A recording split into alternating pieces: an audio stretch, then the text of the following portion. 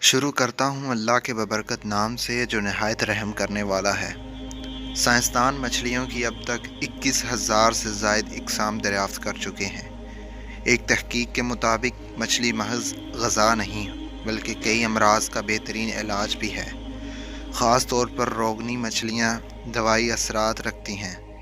ان کے کھانے سے ایسی کئی امراض سے جن کا جسم کے مدافعتی نظام سے گہرا تعلق ہوتا ہے بچاؤ بہت آسان ہو جاتا ہے۔ مچھلی میں موجود روگنی تیزاب پائے جاتے ہیں، وہ اومیگا 3 کہلاتے ہیں۔ یہ تیزاب جسم میں ایسی ہارمونی اجزاء کی تیاری روک دیتے ہیں جو ہر قسم کے امراض ان میں اضافے اور شدت کا سبب ہوتے ہیں۔ مچھلی کی روغانیت کی اہمیت و افادیت کے احساس تقریباً 80 برس قبل ہوا تھا۔ اس وقت یہ بات غور آئی تھی کہ دنیا کے اور انسانوں کے لیے چربی منحصر صحت ثابت ہوتی ہے، تو آخر ایسکیمو بے حساب چربی کھا کر امراض سے کیوں محفوظ رہتے ہیں؟ وہ قلب کی کسی بھی تکلیف میں مبتلا نہیں ہوتے، حالانکہ وہ بے کثرت مچھلی کی چربی اور اس کا گوشت کھاتے ہیں۔ اس کے باوجود ان کے خون میں کولیسٹرول کی سطح نارمل ہوتی ہے۔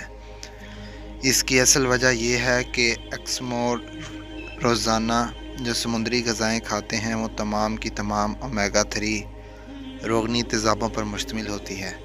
ساحلی علاقوں میں رہنے والے افراد امراض قلب کا کم شکار ہوتے ہیں، اس لیے کہ وہ مچھلی زیادہ کھاتے ہیں۔ مچھلی کم مقدار میں بھی قلب کی محافظ ہوتی ہے۔ چند اقسام کی مچھلیاں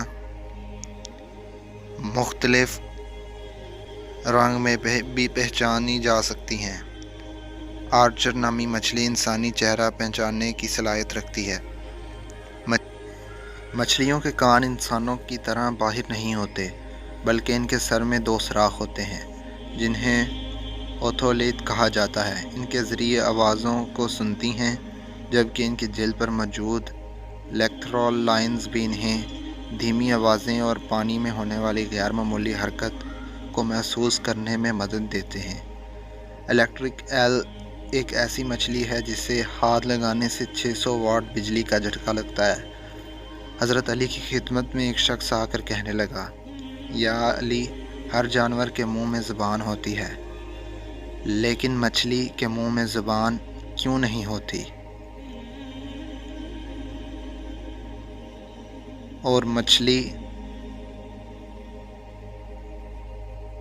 پانی میں ہی کیوں رہتی ہے؟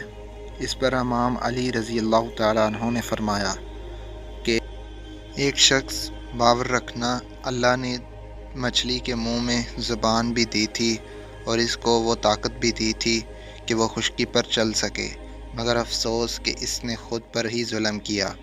وہ کہنے لگا، یا علی، کیسا ظلم؟ امام علی نے فرمایا کہ جب اللہ نے آدم میں روح کو ڈالا اور یہ حکم دیا کہ ہر فرشتہ اس کو سجدہ کرے اور شیطان انکار کر بیٹھا، اللہ کی نافرمانی کر کے یہ کہنے لگا کہ میں آگ سے بنا ہوں اور یہ مٹی کا بنا ہے، تو یوں شیطان کو اللہ نے اپنے دربار سے نکال دیا۔ وہ بدصورت بن کر زمین پر جیسے کیڑا انسان سے حسد اور نفرت کے ساتھ چیخنے لگا اور ہر کسی کو بتانے لگا کہ انسان اس زمین پر ظلم کرے گا۔ اے شخص، اس وقت مچھلیاں زمین پر بھی چلا کرتی تھیں اور پانی میں بھی رہا کرتی تھیں۔ اس کے منہ میں زبان بھی ہوا کرتی تھی۔ شیطان نے سب سے پہلے مچھلیوں کو بھٹکایا اور یہ کہا کہ انسان جب زمین پر آئے گا تو وہ تمہیں زندہ اپنے خنجر سے کاٹے گا۔ اپنا پیٹ بھرنے کے لیے مچھلی نے جب یہ سنا تو وہ سمندر میں ہی ہر ایک آبی مخلوق کو انسان کے خلاف کرنے لگی، تو یوں اللہ تعالیٰ نے مچھلی کے منہ سے زبان کو غائب کر کے اس کی جگہ وبال پیدا کر دیا اور یہ حکم نافذ کیا کہ کوئی بھی انسان تمہیں زندہ نہیں کاٹے گا۔ تمہاری حد قدرت پانی تک ہی رہے گی۔ جب تم پانی سے جدا ہو جاؤ گی تو خود تڑپ کر مرنے لگو گی۔ تبھی جب حلال مچھلی پانی سے جدا ہوتی ہے تو وہ تڑپنے لگتی ہے اور اس کا جسم کا سارا خون اس کے گلے میں آ کر جمع ہو جاتا ہے۔ اس لیے مچھلی کی ذبح نہیں کیا جاتا، کیونکہ ذبح کرنا اس لیے واجب ہے تاکہ جانوروں کی رگوں کا سارا خون گوشت سے الگ ہو جائے۔ اللہ نے مچھلی پر یہ قانون نافذ کر دیا کہ جب پانی سے جدا ہو کر تڑپتی ہے تو مچھلی کا سارا خون